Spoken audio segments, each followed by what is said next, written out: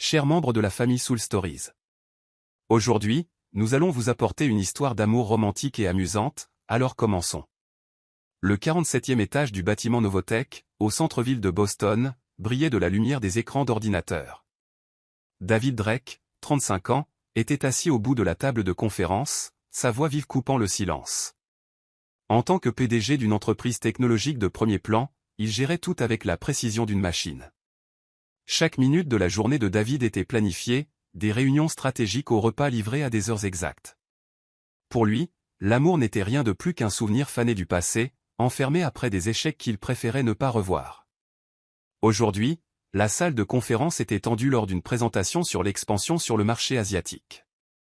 Les dirigeants écoutaient attentivement, mais la fatigue était évidente dans leurs yeux. Soudain, le téléphone personnel de David vibra. L'écran s'alluma avec le nom Lucas Sterling. David fronça les sourcils et l'ignora. Lucas, son meilleur ami d'université, avait l'habitude d'appeler au pire moment possible, mais Lucas ne lâcha rien. Un deuxième appel arriva, juste au moment où David expliquait le nouveau modèle de profit. Clara, l'assistante personnelle de David, 25 ans, se tenait dans le coin de la pièce, jetant un coup d'œil à l'écran de son téléphone. Avec ses boucles châtains et son sourire espiègle, elle murmura, « Patron, Lucas est en train d'appeler. Si vous ne décrochez pas, il va faire exploser votre messagerie vocale. » David lança un regard à Clara, mais elle ne répondit que par un haussement d'épaules malicieux. David signala une pause dans la réunion et prit l'appel vidéo. Le visage de Lucas apparut, rayonnant d'un large sourire, le fond étant un champ verdoyant dans la petite ville de Willow Creek. « David, tu es en vie ? Je pensais que ton ordinateur t'avait avalé tout entier. » Lucas rit bruyamment.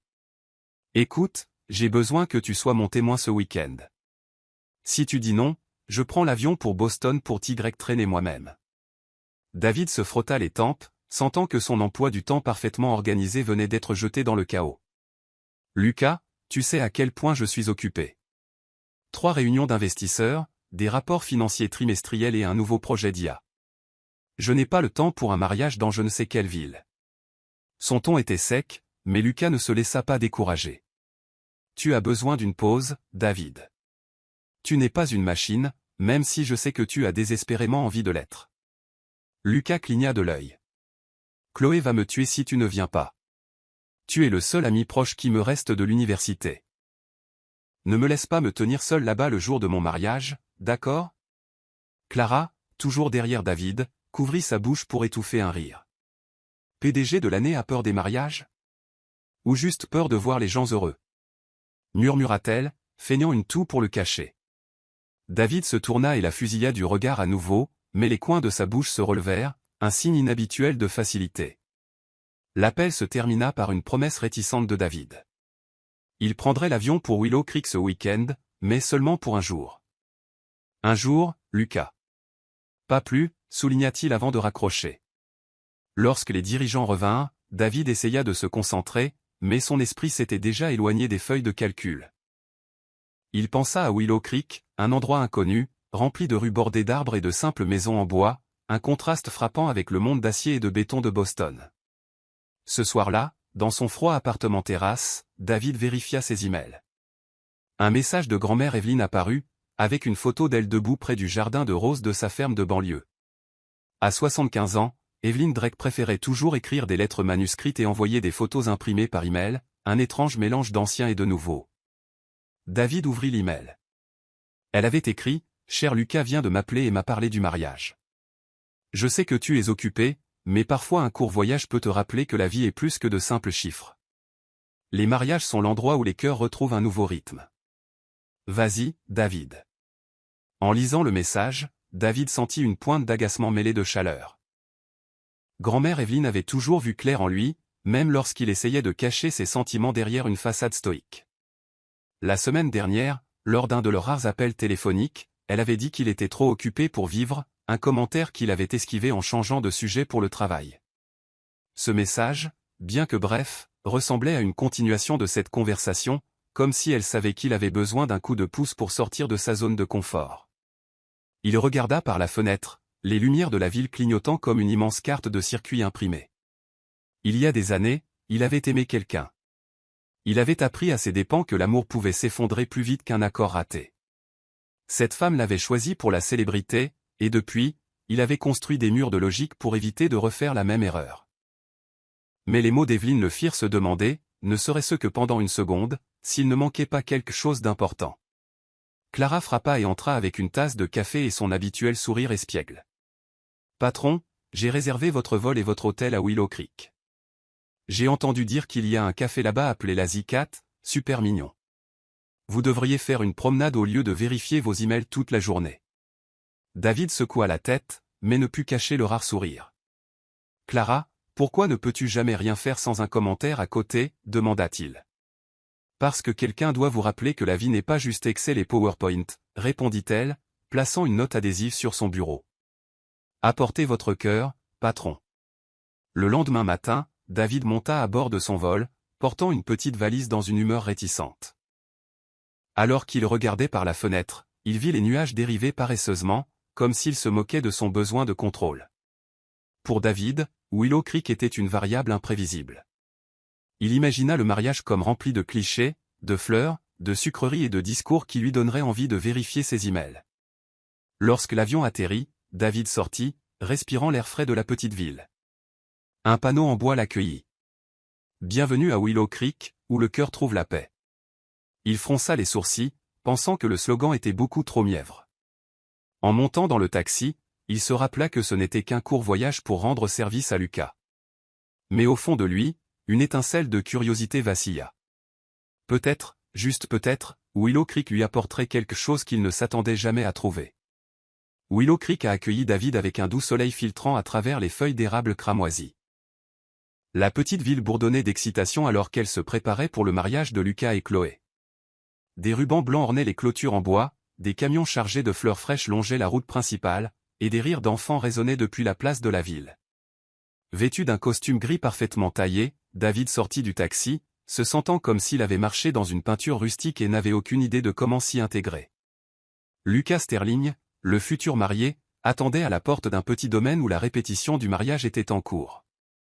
Avec des cheveux blonds ébouriffés et un large sourire, Lucas ressemblait à l'incarnation de la liberté, quelque chose que David ne connaissait plus. « Tu as réussi à venir. » « Je le savais. » Personne n'échappe au charme de Willow Creek. Lucas tira David dans une étreinte serrée, le faisant reculer d'un pas surpris. « Détends-toi, mec, on dirait que tu es sur le point de présenter un rapport trimestriel. » David ajusta sa cravate, essayant de maintenir son sérieux. « Je suis là pour toi, Lucas. Un jour et après je rentre à Boston. Ne t'attends pas à ce que je danse ou que je fasse quoi que ce soit de ridicule. » Lucas rit et tira David dans le jardin, où des demoiselles d'honneur, des garçons d'honneur et un groupe d'enfants répétaient leur rôle. L'air était rempli de bavardage et de rire, un contraste frappant avec l'intensité silencieuse des salles de conférence de Novothek. Au milieu de la foule, David remarqua une jeune femme agenouillée à côté des enfants, leur montrant comment éparpiller des pétales le long de l'allée. Elle portait une robe en coton bleu clair, ses cheveux bruns lâchement attachés, et son sourire brillait aussi fort que le soleil du début de l'été.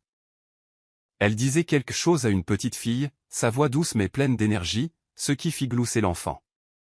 David resta immobile, attiré sans le savoir par le moment, jusqu'à ce que Lucas lui donne un coup de coude à l'épaule.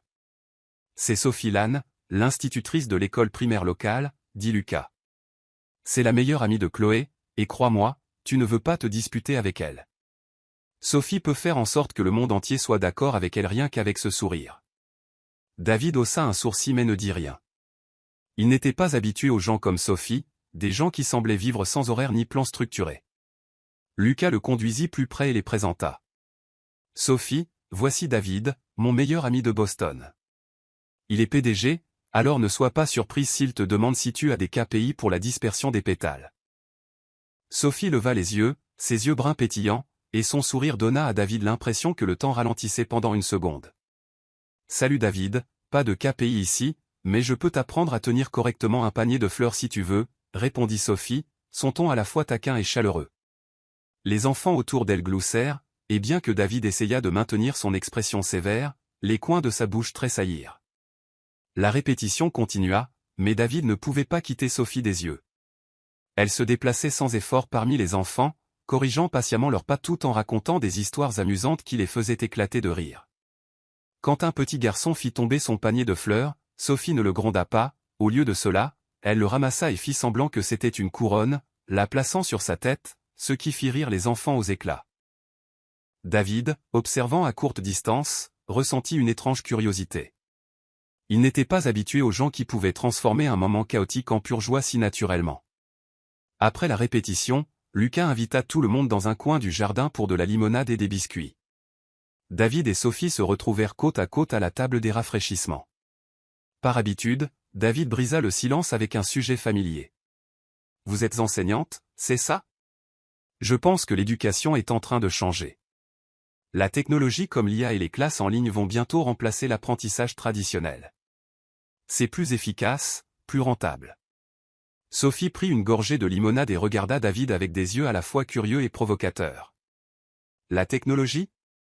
C'est merveilleux, mais elle ne peut pas remplacer un câlin quand un enfant pleure, ou la joie quand un élève lit sa première histoire. La connexion humaine est quelque chose qu'aucune machine ne peut reproduire, David. » Sa voix était douce mais ferme, comme si elle avait l'habitude de défendre ce en quoi elle croyait. David, peu habitué à être contredit, continua. « Mais les données montrent que l'apprentissage en ligne peut améliorer les résultats moyens des tests de jusqu'à 15% dans certaines matières. La technologie peut personnaliser l'éducation d'une manière qu'un seul enseignant ne peut pas gérer pour chaque élève. » Il parlait avec la confiance de quelqu'un habitué à gagner tous les débats. Sophie inclina la tête, un sourire espiègle sur ses lèvres. « Les données sont importantes, mais vous savez quoi ? Un de mes élèves m'a dit un jour qu'il apprenait mieux parce que je croyais en lui. Aucun algorithme ne crée de conviction, monsieur PDG. » Elle cligna de l'œil, et pour la première fois depuis des années, David eut l'impression d'avoir perdu un débat. Et, étonnamment, cela ne le dérangea pas. Leur conversation fut interrompue par un téléphone qui vibrait. Clara appelait de Boston, sa voix pleine d'énergie. « Patron, tout va bien ici, mais j'ai besoin de confirmer l'emploi du temps de la semaine prochaine. »« Oh, et comment se passe le mariage ? Vous avez rencontré quelqu'un d'intéressant ?» David jeta un coup d'œil à Sophie, qui discutait maintenant avec une petite fille, et répondit brièvement, « C'est juste une répétition, Clara. »« Je vais bien. » Clara, avec l'instinct de quelqu'un qui captait toujours les humeurs, gloussa. « Si vous rougissez à cause d'une dispute avec une fille, je parie que ce n'est pas de la colère. Racontez-moi tout, patron. » David raccrocha, sentant son visage s'échauffer, bien qu'il refusât de l'admettre. Il n'était pas habitué à ce sentiment, une gêne mêlée d'amusement, comme si Sophie avait accidentellement touché une partie de son cœur qu'il pensait verrouillée. La répétition se termina, et David dit au revoir à Lucas avant de se diriger vers son hôtel, une petite maison en bois avec un balcon donnant sur un champ. Au coucher du soleil, il se tint seul, les mains dans les poches, son esprit incapable d'arrêter de penser à Sophie. Son sourire, ses mots sur la conviction, l'éclat enjoué dans ses yeux. Tout cela persistait comme une mélodie inconnue dont il ne pouvait pas se débarrasser. Il se dit que ce n'était qu'un moment passager, que le lendemain, après le mariage, il retournerait à Boston, où tout était sous contrôle. Mais lorsqu'il entra dans la chambre, il vit l'invitation de mariage sur le bureau, avec une note manuscrite de Lucas. « Laisse Willow Creek te surprendre. » David secoua la tête, pensant que cette ville ne pourrait pas le changer. Mais au fond de lui, quelque chose d'inhabituel avait commencé à s'agiter, comme si le sourire de Sophie avait planté une minuscule graine dans son cœur, attendant tranquillement de fleurir. Le mariage de Lucas et Chloé transforma le petit domaine de Willow Creek en un pays des merveilles éblouissant, comme si la ville entière avait versé toutes ses couleurs dans ce seul moment. Des guirlandes de lumière dorée scintillaient depuis les branches des arbres, des tables étaient drapées de soie blanche, et le parfum des roses se mêlait aux douces mélodies d'un violon. David Drake, dans un smoking noir élégant, entra dans la zone de réception, se sentant comme un diplomate qui s'était égaré dans une fête de village. Il vérifia sa montre, prévoyant déjà de partir dans exactement 3 heures pour prendre son vol matinal de retour à Boston. Lucas, maintenant officiellement mari, apparut avec un sourire radieux à côté de sa magnifique épouse, Chloé, sublime dans sa robe de mariée. Ils saluèrent David par une étreinte chaleureuse, qu'il rendit poliment à moitié, gardant sa distance habituelle. « Tu as été un fantastique témoin, David. Maintenant, détends-toi, la table t'attend, dit Lucas, ses yeux pétillants de malice. Chloé ajouta avec un sourire espiègle, la table 7 est la plus amusante, crois-moi. David haussa un sourcil de suspicion, mais ne posa pas de questions. La table 7, décorée de petites bougies et de pots de lavande, était désignée pour les invités célibataires. David trouva son nom à côté d'un autre, Sophie Lannes. Avant qu'il ne puisse réagir, Sophie apparut, vêtue d'une robe vert émeraude, ses cheveux bruns tombant doucement autour de ses épaules, et un sourire radieux qui semblait illuminer toute la table. « Heureuse de vous revoir, monsieur PDG, dit-elle, son ton chaleureux et taquin. David hocha la tête, essayant de rester calme, bien qu'une chaleur discrète fleurisse en lui. Leur conversation initiale était maladroite, comme une chanson désaccordée. David, habitué aux discussions structurées, commença par un sujet sûr. Ce mariage est plutôt bien organisé. Combien de temps, selon vous, a-t-il fallu pour le planifier? Sophie, sirotant un verre de vin, gloussa légèrement. Probablement 1 an, mais je parie que Chloé planifie ça depuis qu'elle a 10 ans. Avez-vous déjà pensé au mariage, ou votre emploi du temps est-il réservé uniquement au contrat de plusieurs millions de dollars? La question de Sophie prit David au dépourvu. Il but une gorgée d'eau et répondit platement, « Je n'ai pas le temps pour des choses qui ne rapportent pas de bénéfices clairs. Les mariages, pour moi, sont des investissements émotionnels à haut risque. » Sophie inclina la tête, ses yeux pétillants de curiosité. « Donc, vous ne croyez pas aux moments qui ne peuvent pas être mesurés, comme lorsque 2 personnes se regardent et savent simplement qu'elles sont faites pour être ensemble? » David secoua la tête, mais ses yeux rencontrèrent les siens par inadvertance, et il sentit son cœur manquer un battement. L'ambiance à la table 7 devint plus animée à mesure que d'autres invités se joignaient à la conversation. L'une des amies de Chloé raconta l'histoire de s'être perdue en voyage, et Sophie intervint avec une histoire hilarante où elle avait mené toute une classe d'élèves hors du chemin lors d'une sortie scolaire. Des rires éclatèrent, et même David, malgré sa nature réservée, se retrouva à sourire à l'aisance de Sophie. Elle racontait des histoires avec animation, ses mains bougeant comme si elle peignait la scène, et ses yeux s'illuminaient comme si le monde lui-même était une histoire qui valait la peine d'être aimée. Lorsque le groupe de musique passa à une mélodie lente, Lucas réapparut, tirant Chloé avec lui. « Très bien, tout le monde, personne n'est autorisé à rester assis pendant cette chanson, » annonça-t-il. Avant que David ne puisse protester, Chloé poussa doucement Sophie vers lui. « David, tu ne peux pas refuser une danse. Sophie est une danseuse incroyable. » Sophie sourit, tendant sa main. « Allez, monsieur PDG, je promets de ne pas vous marcher sur les pieds. » Avec réticence, David lui prit la main. Sa paume était chaude, et lorsqu'ils montèrent sur la piste de danse, il ressentit un étrange sentiment d'harmonie. Sophie le guida sans effort, c'est pas léger mais régulier. « Vous n'êtes pas aussi mauvais que je l'espérais, » taquina-t-elle, ses yeux scintillant sous les lumières douces. David, un homme qui gardait toujours le contrôle, se retrouva emporté par le rythme, par la façon dont Sophie bougeait sans inhibition. Son regard, si ouvert et libre, le déstabilisa, comme si elle pouvait voir au-delà des murs qu'il avait construits autour de son cœur. Au milieu de la danse, Lucas se pencha, posa une main sur l'épaule de David et murmura, « Si tu la laisses partir, je ne te pardonnerai jamais. » Sophie est le genre de personne que l'on ne rencontre qu'une fois dans sa vie. David lui lança un regard, mais les mots de Lucas restèrent. Il jeta un coup d'œil à Sophie, qui souriait maintenant à une petite fille qui courait sur la piste de danse, et sentit une étrange secousse à l'intérieur, un sentiment qu'il ne pouvait pas expliquer.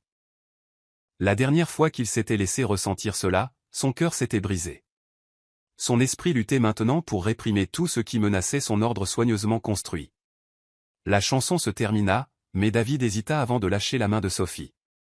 Elle sourit doucement. « Merci, David.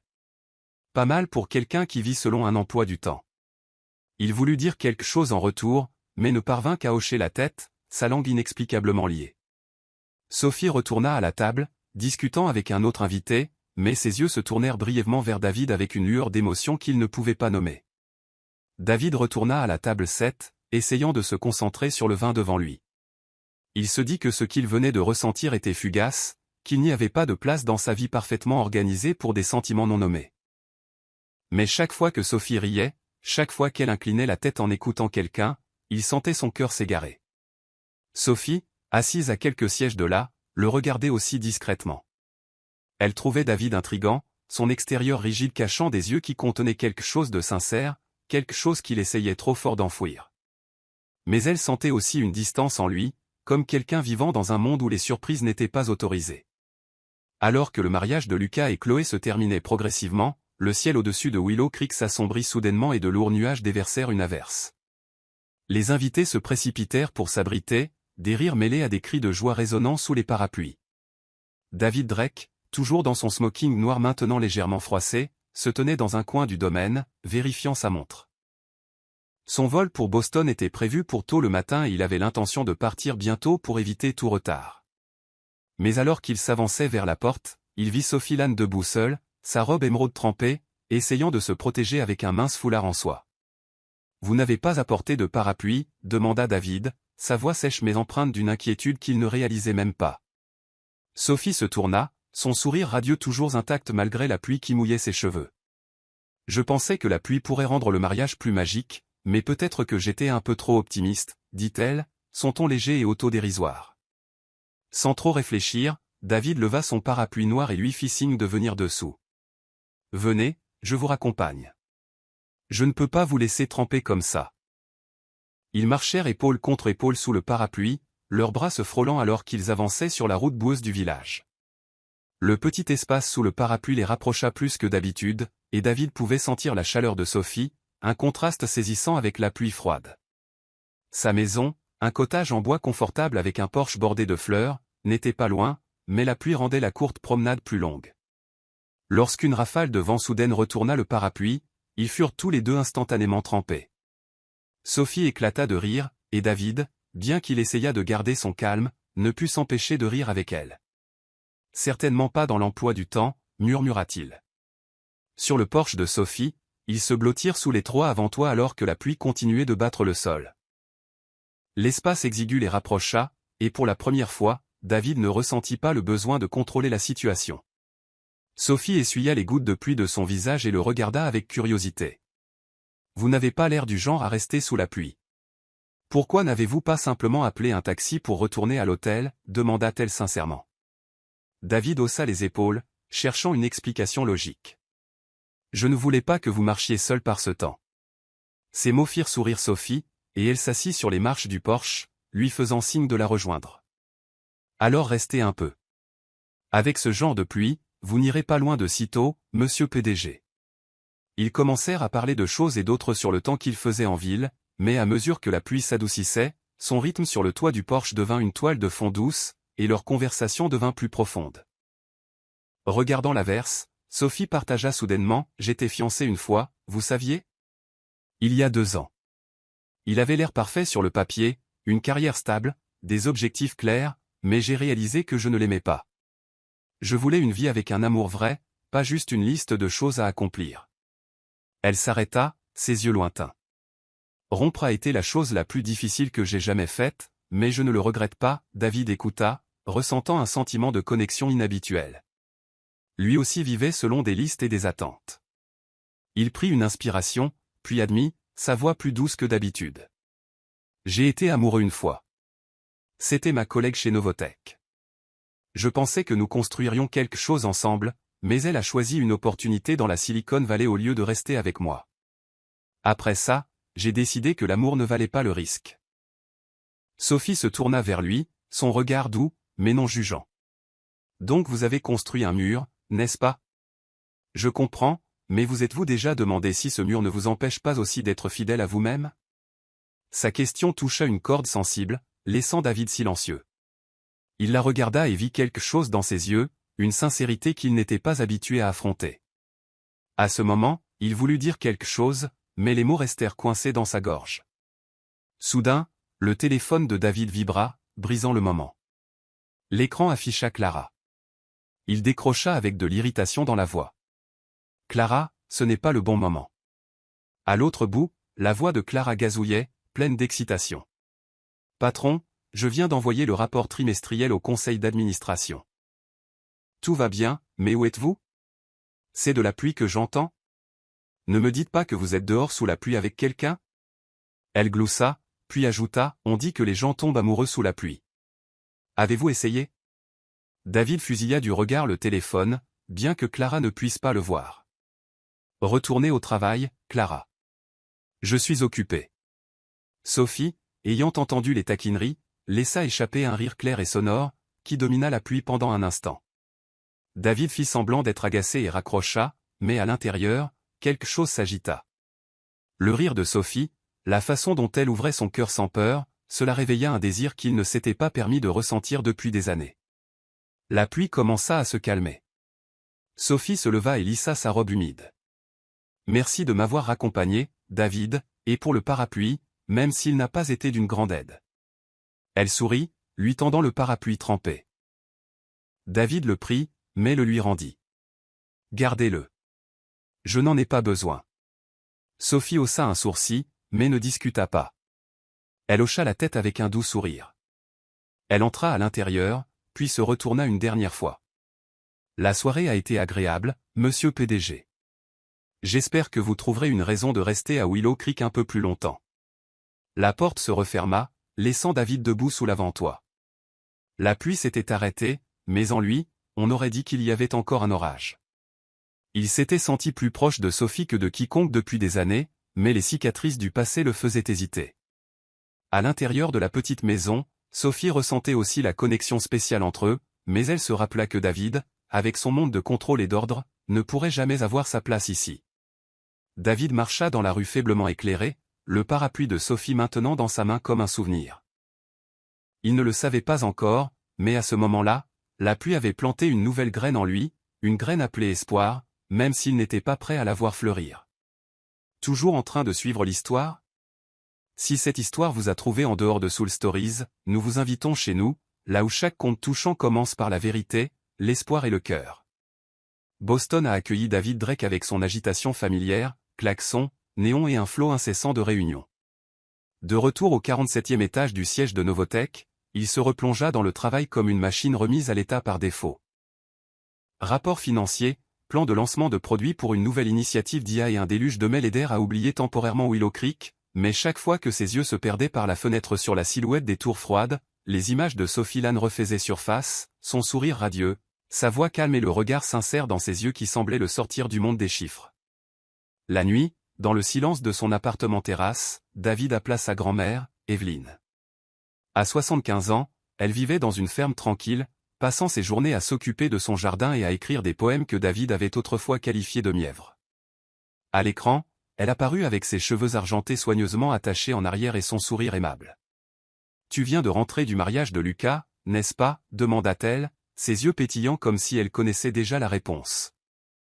David, qui n'était pas du genre à beaucoup partager, se surprit à parler de Willow Creek, non pas du mariage ou du paysage, mais d'une institutrice avec un sourire comme le soleil. Il ne mentionna jamais Sophie par son nom, mais sa voix se fit plus lente lorsqu'il décrivit à quel point elle rendait tout plus vivant. Evelyne l'écouta sans l'interrompre, se contentant de sourire. Quand il eut fini, elle dit doucement « On dirait que tu as rencontré quelqu'un de spécial, mon chéri. Ne laisse pas le travail te faire oublier ce moment. » Quelques jours plus tard, une lettre manuscrite d'Evelyne arriva au bureau. À l'intérieur de l'enveloppe se trouvait une seule feuille de papier, son écriture élégante lisant « Tu m'as dit un jour que l'amour est un risque, mais parfois, ne pas aimer est la vraie perte. Si tu as ressenti quelque chose à Willow Creek, retourne Y. Pas pour moi, mais pour toi-même. » David s'arrêta, les doigts figés sur la page. Ces mots ressemblaient à une brise remuant un coin de son cœur longtemps fermé. Il commença à chercher une raison de retourner à Willow Creek. Lors d'une réunion, lorsque le directeur financier suggéra de parrainer des programmes d'éducation communautaire pour améliorer l'image publique de l'entreprise, David pensa immédiatement à Sophie. « Je connais une petite ville avec un programme d'éducation impressionnant. J'irai le vérifier moi-même, » dit-il calmement, bien qu'à l'intérieur, sa décision soit déjà prise. Clara, son assistante, haussa un sourcil de l'autre bout de la pièce, son regard espiègle suggérant qu'elle avait vu clair en lui. Willow Creek accueillit David avec un air vif dans ses rues bordées d'arbres. Il se dirigea directement vers l'école primaire de la ville où Sophie enseignait. La petite école, avec ses murs peints en jaune et son terrain de jeu sablonneux, ressemblait à un univers entièrement différent de ses tours de bureau. Lorsqu'il entra dans la classe, David vit Sophie agenouillée à côté d'une petite fille d'environ 8 ans avec des tresses et de grands yeux. La fille, dont il apprendrait plus tard qu'elle s'appelait Charlotte, ne dit rien, se concentrant intensément sur son dessin sur une grande feuille de papier. Sophie guida doucement sa main, sa voix douce. Regarde, Charlotte, quand tu dessines un arbre aussi beau, je parie que même le vent a envie de chanter avec toi. David se tenait silencieusement à la porte, observant. Chloé lui avait parlé de Charlotte, qu'elle n'avait pas prononcé un mot depuis que sa mère était morte dans un accident. Sophie, avec une patience infinie, utilisait l'art et la narration pour communiquer avec elle, espérant qu'un jour Charlotte s'ouvrirait. David, qui avait toujours cru que la technologie pouvait tout résoudre, sentit son cœur s'agiter. Aucun algorithme ne pouvait reproduire cette douceur. Aucun logiciel ne pouvait égaler le regard confiant que Charlotte accordait à Sophie. Sophie leva les yeux et vit David. Elle sourit, surprise, mais pas inamicale. Déjà de retour, monsieur PDG? Vous vérifiez les KPI de la classe, taquina-t-elle, se levant et essuyant ses mains tachées de peinture sur son tablier.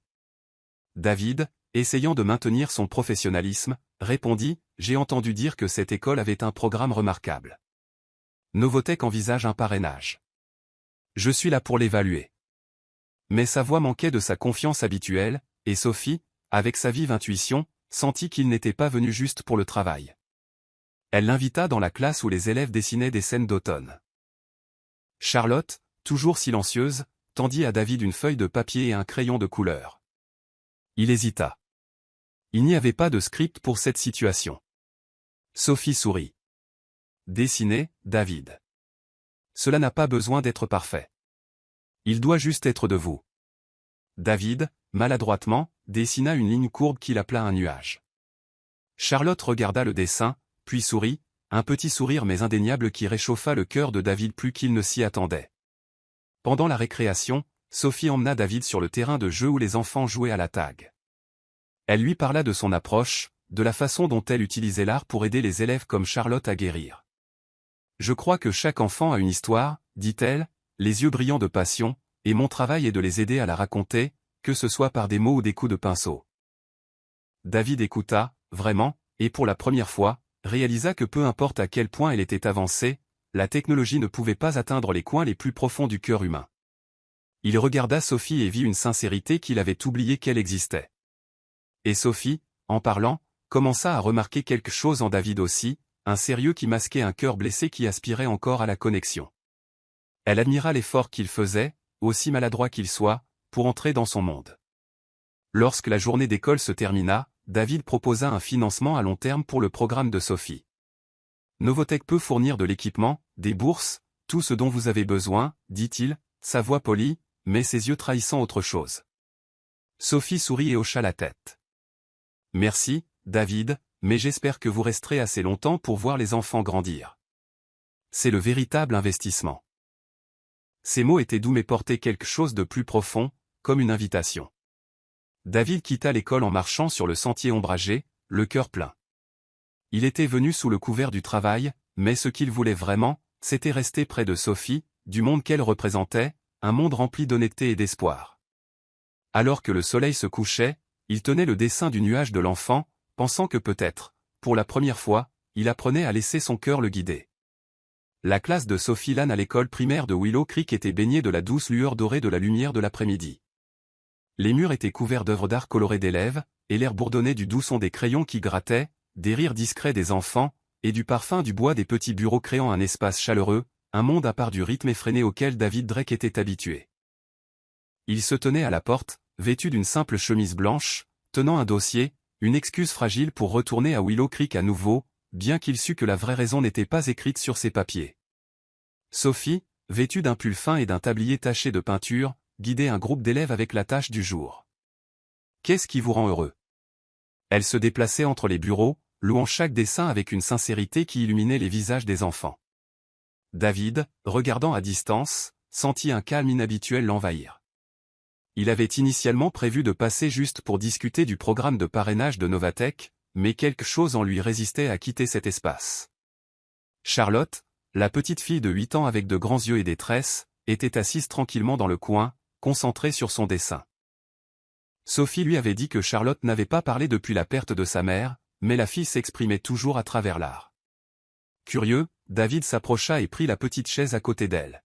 « Qu'est-ce que tu dessines, ma petite » demanda-t-il, sa voix plus douce que d'habitude.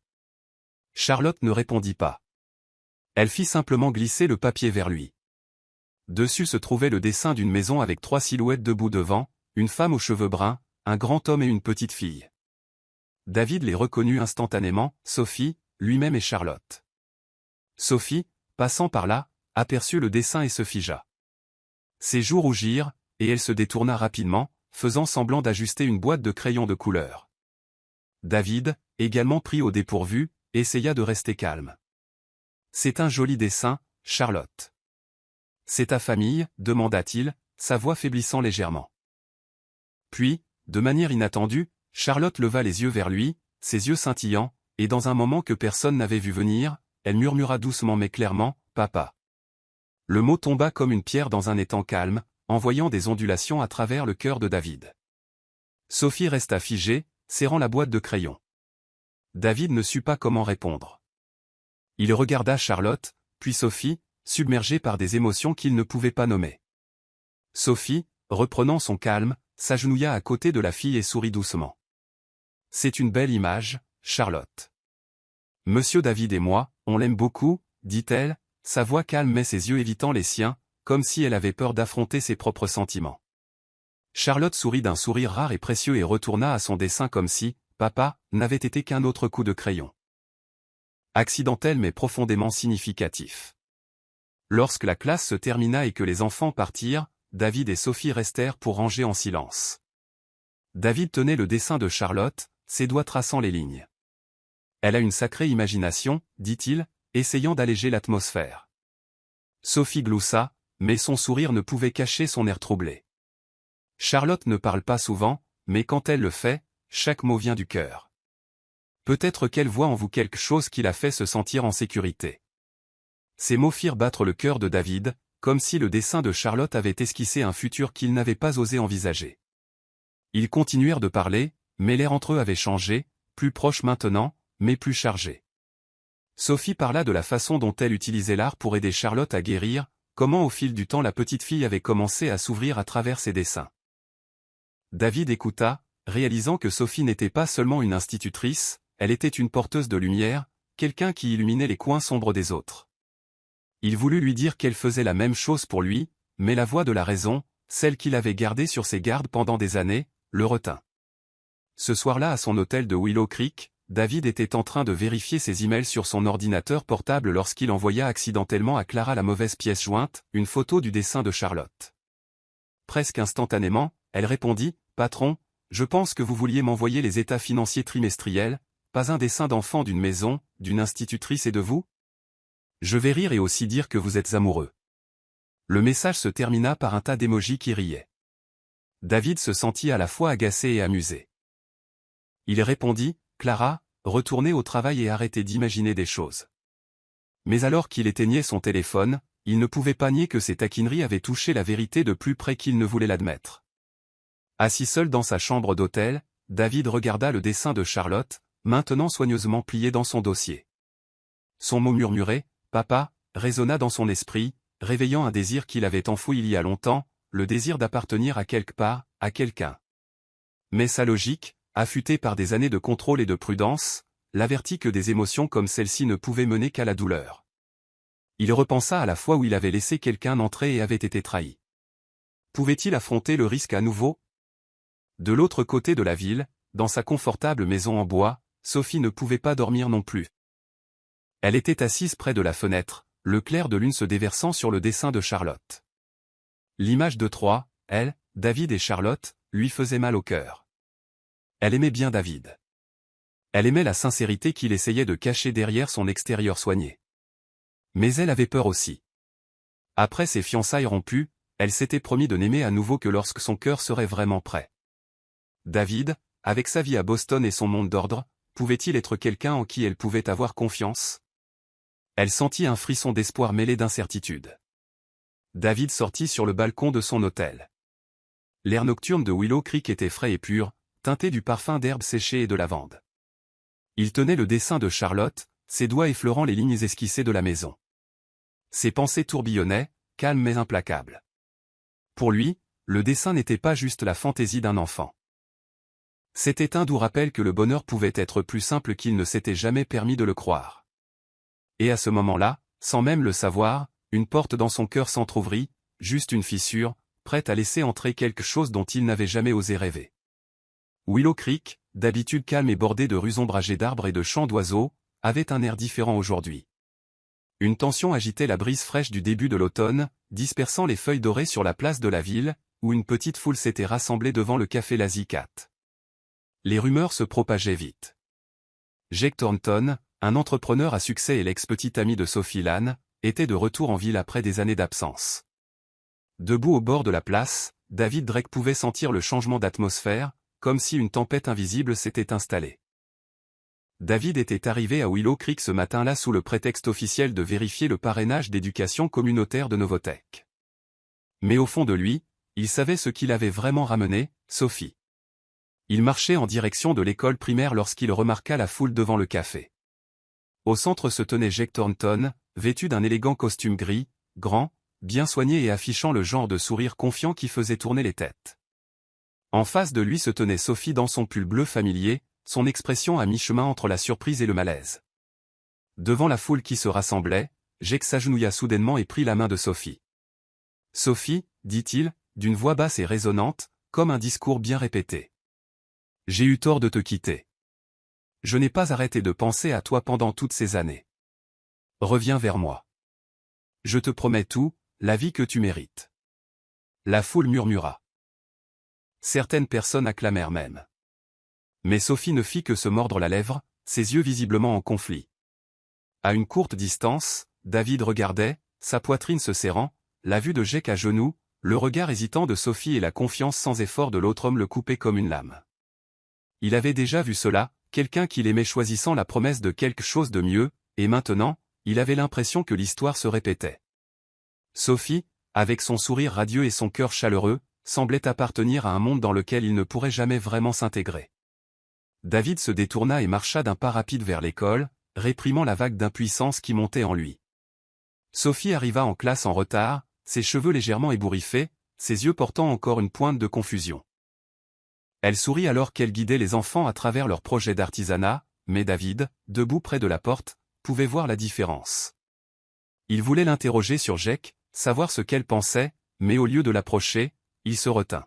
« Je suis juste passé pour revoir le programme, » dit-il platement, serrant son dossier. Sophie hocha la tête, bien que son expression vacille de déception, comme si elle avait espéré qu'il dise autre chose. Cet après-midi-là, David était assis au café Lazy Cat, une tasse de café froid intacte devant lui. Il appela Clara, sa voix lourde. « Clara, prépare les réunions de la semaine prochaine. Je rentre à Boston plus tôt. Quelqu'un d'autre pourra prendre en charge le projet de parrainage ici. » Clara fit une pause à l'autre bout avant de répondre, la suspicion claire dans sa voix. « Patron, qu'est-ce qui se passe?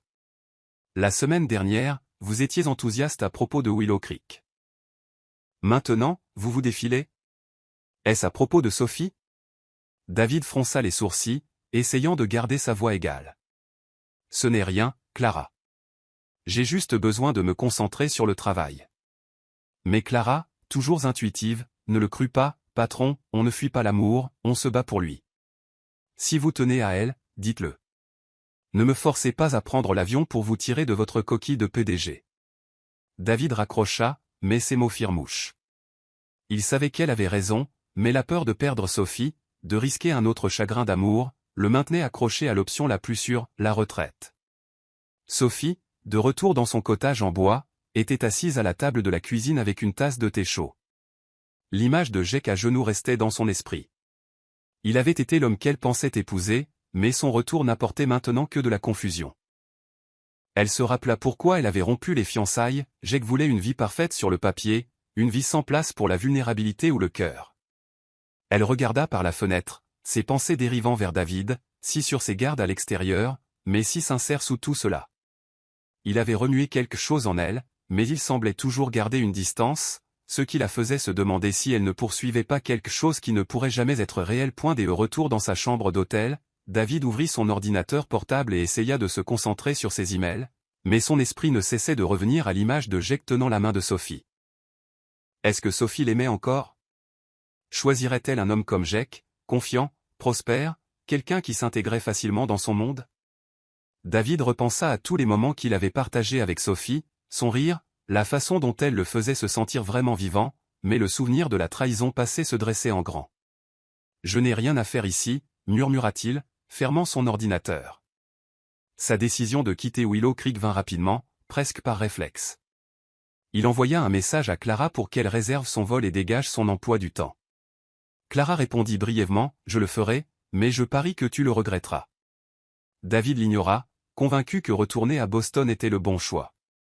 Willow Creek, avec ses rues calmes et ses habitants chaleureux, n'était pas fait pour quelqu'un comme lui, quelqu'un qui vivait par la logique et des plans qui ne laissaient aucune place aux émotions.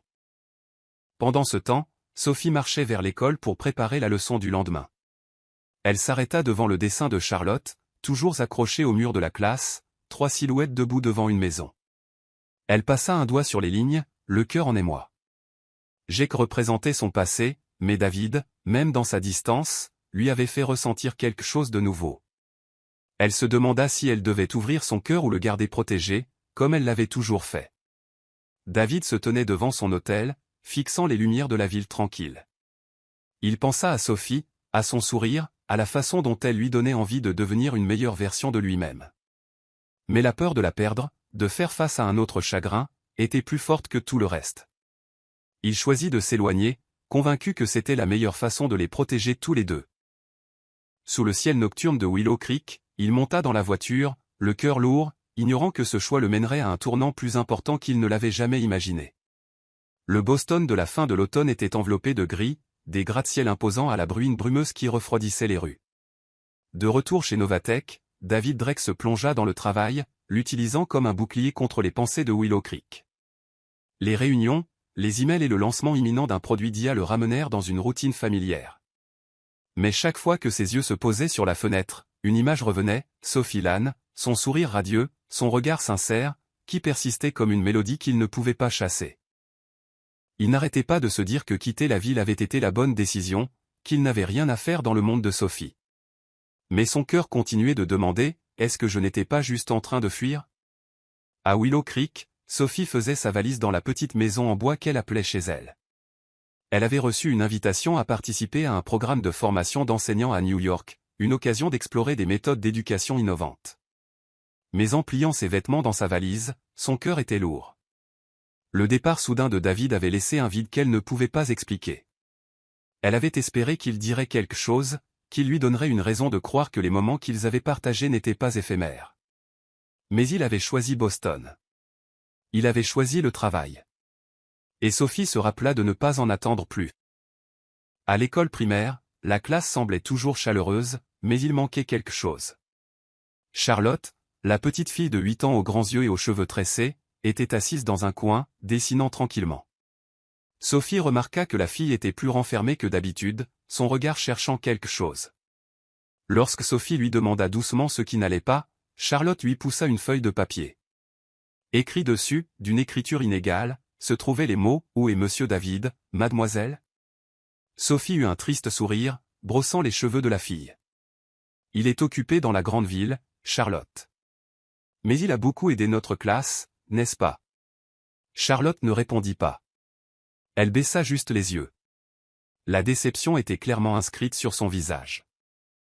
Ce soir-là, alors que Sophie fermait la classe, Charlotte glissa discrètement un morceau de papier de son sac à dos et écrivit une lettre. De son écriture enfantine, elle griffonna « Monsieur David, vous êtes la première personne à avoir fait rire Miss Sophie à gorge déployée. Elle est triste quand vous n'êtes pas là. Si vous ne venez pas à la gare demain, je serai fâchée. » Elle plia la note et la donna à une amie de la mère de Sophie, leur demandant de la remettre à l'hôtel où David avait séjourné. Ce simple acte, né du cœur pur d'un enfant, deviendrait une étincelle à laquelle ni Sophie ni David ne s'attendaient. À Boston, David reçut une enveloppe inattendue, transmise par courrier express. Il l'ouvrit et trouva l'écriture de Charlotte sur un petit dessin de 3 silhouettes debout devant une maison, l'image familière de la classe. Son message le frappa comme une vague. Il s'assit, les mains légèrement tremblantes, relisant les mots encore et encore. « Si vous ne venez pas à la gare, je serai fâché. » Des images lui revinrent en tête, le sourire de Sophie, la façon dont elle regardait Charlotte, les moments qu'ils avaient partagés sous la pluie. Il ne pouvait plus ignorer ce qu'il ressentait. Cette nuit-là, le téléphone de David sonna. L'écran affichait « Grand-mère Evelyne ». Il décrocha et sa voix se fit entendre, ferme mais chaleureuse. « David, j'ai eu des nouvelles de Lucas. Tu as quitté Willow Creek sans dire un mot à cette fille, n'est-ce pas ?» Il resta silencieux, ne sachant pas quoi répondre. Elle continua, « Je sais que tu as peur d'être blessé à nouveau, mais si tu n'y vas pas maintenant, tu passeras le reste de ta vie à te demander et si ? Ne laisse pas la peur te voler ta chance. » Ces mots percèrent le brouillard dans son esprit comme une rafale de vent. Il pensa à Sophie, à quel point elle le faisait se sentir vivant, au dessein de Charlotte, aux années qu'il avait passées à jouer la carte de la sécurité et à se sentir vide. Pour la première fois, il fit vraiment face à sa peur, non pas de l'échec, mais de manquer la seule personne qui pouvait tout changer. Il se leva, faisant les 100 pas dans son appartement, le cœur en émoi. Sûr ou courageux? La logique ou l'amour? La question le tint éveillé. Le lendemain matin, Sophie se tenait devant le miroir de sa petite maison, vérifiant sa valise une dernière fois. Elle portait un long manteau, ses cheveux bruns soigneusement attachés, son visage calme à l'extérieur. Mais à l'intérieur, la déception persistait. David était parti sans même dire au revoir. Elle se demanda si elle avait mal interprété tout ce qu'ils avaient partagé. Jake l'avait supplié de revenir, mais son cœur savait qu'elle ne pouvait pas retourner dans le passé. Ce qu'elle voulait, c'était un avenir avec quelqu'un qui la faisait se sentir entière. Mais cette personne était-elle David? À Boston, David était assis dans une salle de conférence, entouré de cadres discutant de la stratégie du prochain trimestre. Mais il ne pouvait pas se concentrer. La lettre de Charlotte était glissée dans la poche de sa veste, et les mots d'Evelyn résonnaient dans son esprit.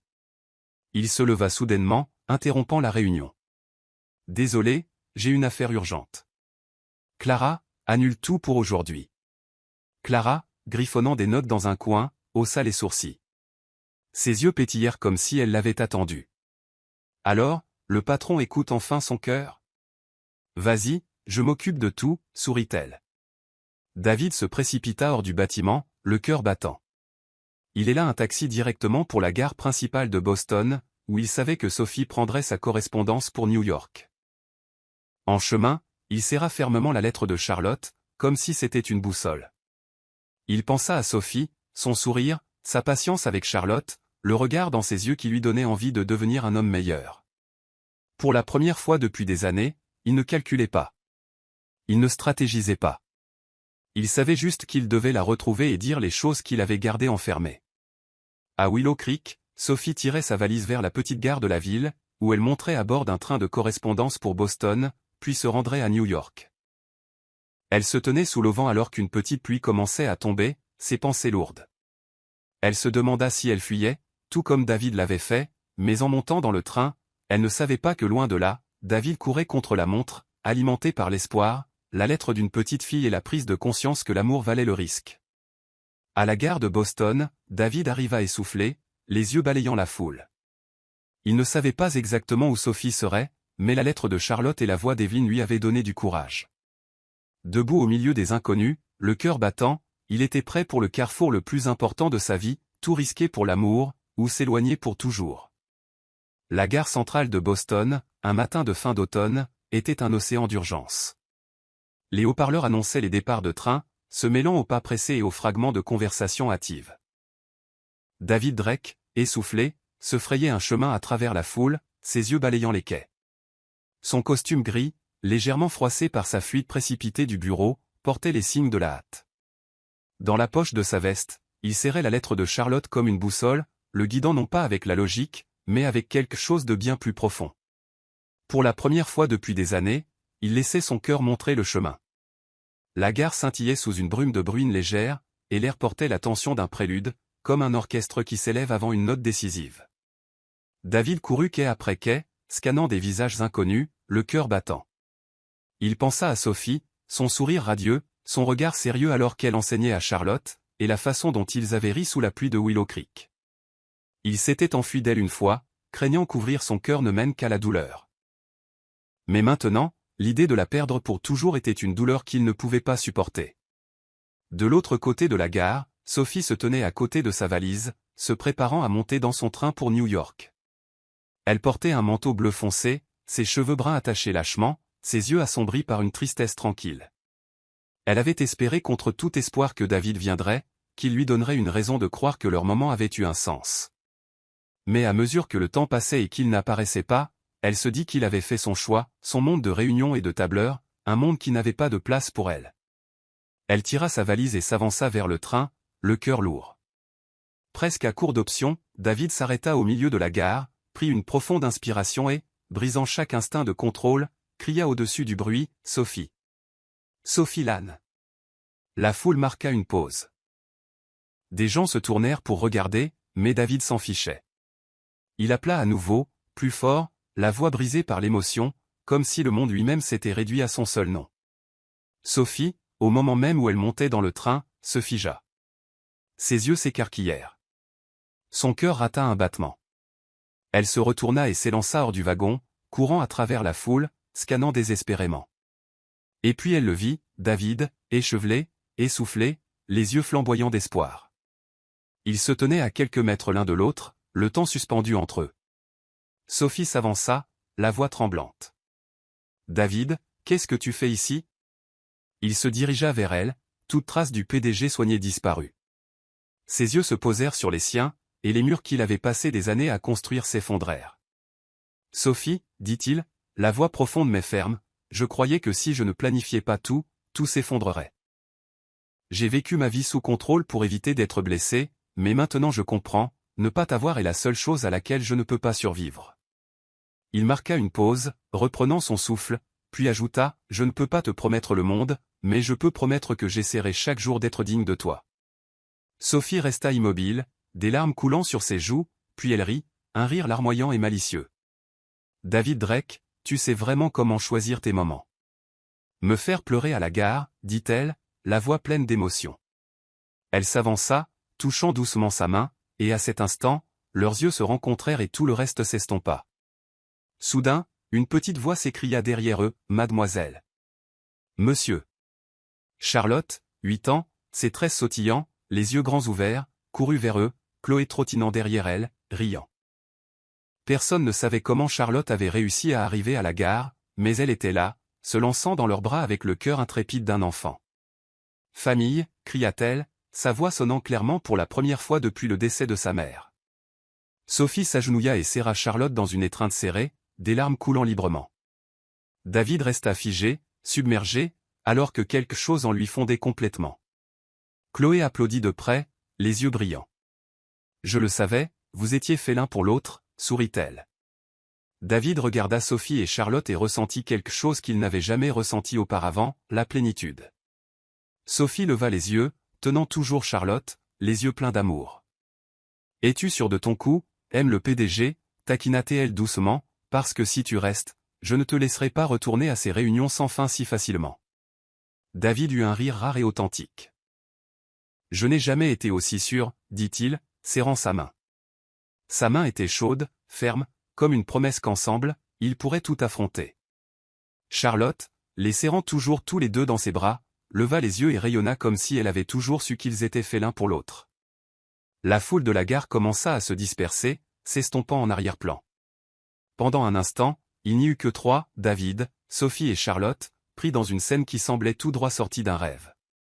Les haut-parleurs annonçaient les départs de train, mais Sophie ne regardait plus vers le quai. Elle tenait la main de David, sentant le rythme de son cœur, et sut qu'elle avait trouvé ce qu'elle cherchait, quelqu'un qui la faisait croire à nouveau en l'amour. David, pour la première fois de sa vie, ne pensait pas aux délais ou aux emails. Il voyait Sophie, il voyait Charlotte, et il voyait un avenir qu'il n'avait jamais osé imaginer. Les peurs de son passé, les vieilles blessures. Elles n'étaient plus que des ombres dans la lumière de ce moment. Il savait que le chemin à parcourir ne serait pas toujours facile, mais avec Sophie à ses côtés et Charlotte comme le lien inébranlable entre eux, ils affronteraient tout, ensemble. Alors que la lumière du soleil perçait les nuages, projetant une douce lumière dorée sur la gare, David et Sophie marchaient main dans la main, s'éloignant de la foule. Charlotte sautillait devant, fredonnant une chanson d'enfant, comme si le monde lui-même les encourageait. Ils n'avaient pas besoin de dire grand-chose. La façon dont ils se tenaient la main disait tout. Ils s'étaient choisis, ils avaient choisi l'amour, et cette fois, ce n'était pas un risque, c'était la maison. Un an plus tard, Willow Creek brillait des teintes dorées de l'automne. Les rues bordées d'arbres étaient recouvertes de feuilles jaunes croquantes, et la brise fraîche transportait le parfum des pommes mûres. L'école primaire de la ville arborait maintenant une toute nouvelle aile de classe aux murs jaunes soleil et de grandes fenêtres qui inondaient l'espace de lumière. C'était le centre d'apprentissage gratuit dont Sophie Lann avait rêvé, maintenant une réalité, grâce au financement de Novatech. C'était plus qu'un simple endroit pour lire et faire des mathématiques. Ici, les enfants découvraient la musique, l'art et leurs propres rêves. Aujourd'hui, la pièce bourdonnait d'une excitation supplémentaire. C'était l'anniversaire de Sophie. Vêtue d'une robe en coton bleu clair, ses cheveux bruns retombant lâchement sur ses épaules, Sophie se déplaçait gracieusement entre les bureaux, aidant les enfants avec un projet d'artisanat spécial. Des rires et des chuchotements remplissaient la pièce alors que les enfants rigolaient d'une surprise qu'ils avaient planifiée toute la semaine. Charlotte, maintenant une fillette de 8 ans plus confiante, dirigeait le groupe avec des yeux brillants et une carte faite à la main. Sophie, inconsciente de ce qui s'en venait, souriait simplement et continuait de guider ses élèves, ne sachant pas que toute la ville avait secrètement conspiré pour rendre cette journée inoubliable. David Drake entra dans la pièce, portant une boîte étiquetée « Kids Team », des outils de codage simples et colorés qu'il avait conçus pour que les enfants construisent des mini-robots. Il y a un an, il n'aurait jamais imaginé se tenir dans une salle de classe, enseignant aux enfants comment faire danser des robots avec des blocs de code. Mais maintenant, David venait à Willow Creek tous les week-ends, non seulement pour soutenir l'initiative éducative de Sophie, mais parce que cet endroit et cette vie étaient devenus une partie de lui. Vêtu d'une chemise bleue retroussée et de manches décontractées, il ne ressemblait en rien au PDG à l'allure stricte qu'il avait été autrefois dans les salles de conseil des gratte-ciel de Boston. « Monsieur David, votre robot doit danser aujourd'hui », cria Charlotte, sa voix claire comme une cloche. Elle ne l'appelait plus « papa », comme elle l'avait fait l'année précédente, mais leur lien n'avait fait que se renforcer. David rit, ébouriffant ses cheveux. « Si le robot ne danse pas, je le ferai. » Marché conclu. Il fit un clin d'œil, provoquant le rire de toute la classe. De l'autre côté de la pièce, Sophie le regardait, la fierté scintillant dans ses yeux. Elle n'aurait jamais imaginé que l'homme qui vivait autrefois par des tableurs et des réunions de conseil puisse s'intégrer si naturellement dans son monde coloré. À midi, un groupe surprise arriva à la porte de la classe. Clara, l'assistante toujours énergique de David, entra avec un sourire éblouissant, ses boucles châtains rebondissant alors qu'elle marchait. À côté d'elle se trouvait Evelyne, l'élégante grand-mère de David, portant un petit bouquet de lavande de sa ferme. « Mon patron peint maintenant à l'aquarelle et tricote des écharpes », déclara Clara avec un air de fausse incrédulité. « La terre est vraiment ronde », ajouta-t-elle, faisant éclater de rire les enfants. Evelyne, calme et souriante, regarda David avec chaleur. « Clara, ne le taquine pas. David apprend juste à vivre en étant son véritable moi, dit-elle doucement. » Sophie, surprise et émue, serra Clara dans ses bras avant de se tourner vers Evelyne. « Vous êtes venue jusqu'ici ? Je pensais que vous préfériez rester à la ferme. » Evelyne plaça le bouquet de lavande dans les mains de Sophie. « Je ne pouvais pas manquer l'anniversaire de la femme qui a redonné vie au cœur de mon petit-fils. Vous méritez cette journée spéciale, Sophie. » Sophie rougit et David, debout à côté d'elle, s'éclaircit la gorge maladroitement, sa tentative de cacher un sourire échouant lamentablement.